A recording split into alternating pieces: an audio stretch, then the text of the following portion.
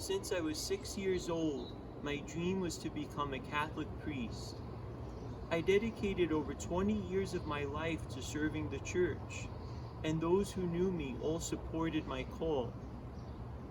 I entered seminary for the Archdiocese of New York, and Cardinal Dolan nominated me to continue priestly studies at the Pontifical North American College, or the NAC, in Rome.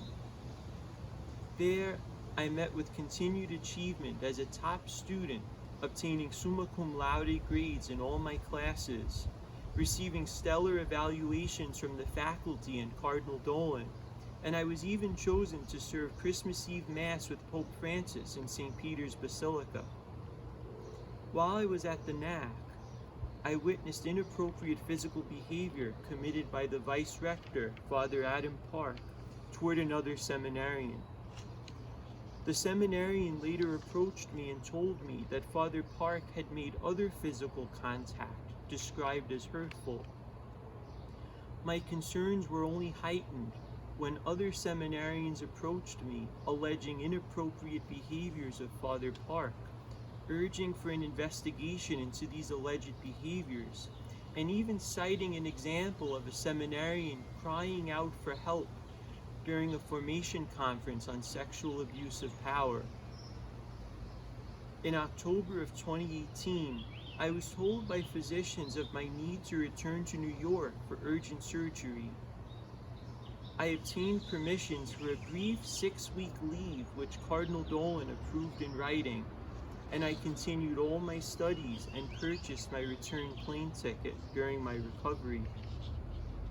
5 days before I was to return to the NAC, the Cardinal informed me that the NAC Rector, Father Peter Harmon, spontaneously was blocking my return to the NAC on the basis of fabricated claims against my permission documentation and my formation, all easily disprovable by evidence.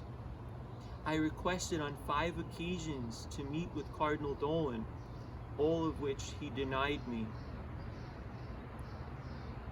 It became apparent that the Cardinal neither wanted to see any of my documentation refuting the false statements against me, nor to see any evidence of the alleged misconduct of Father Park.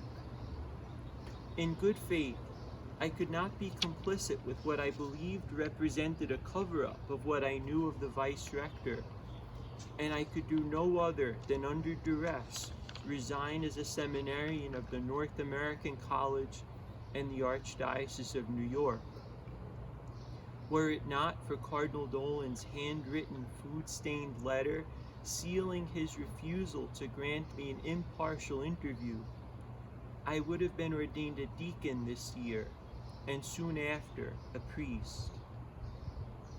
Unfortunately, I am only one of hundreds of seminarians documented to have been retaliated against over the past 20 years for exposing clerical misconduct in seminaries. The situation has led to a dramatic decrease in priestly ordinations, which in just 1 year declined by 27%. Amid pleas for help by NAC seminarians, many supporters and I reported my case to every level of the church hierarchy for over a year and a half, imploring that I be given a chance to present my evidence, clear my name, and have an investigation opened into the alleged misconduct of Father Park.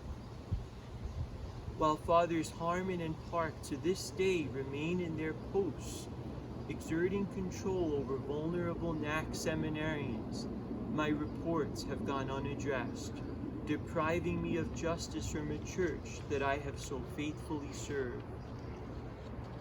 The apparent cover-up taking place validates what has been told to me by many people. Culpable church leaders will listen to my case only when faced with a lawsuit. Having exhausted all options to resolve my case in the church, I now prepare to take legal action.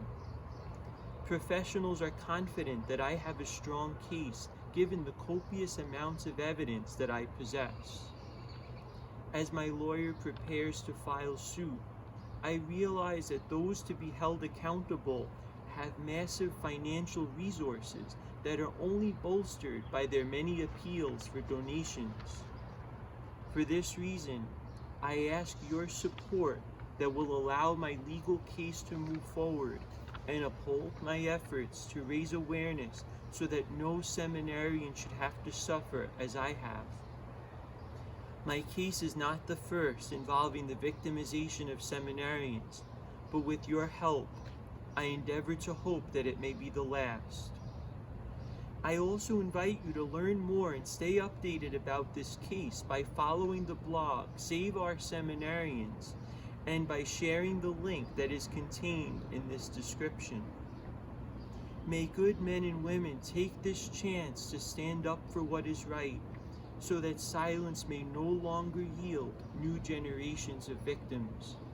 Thank you.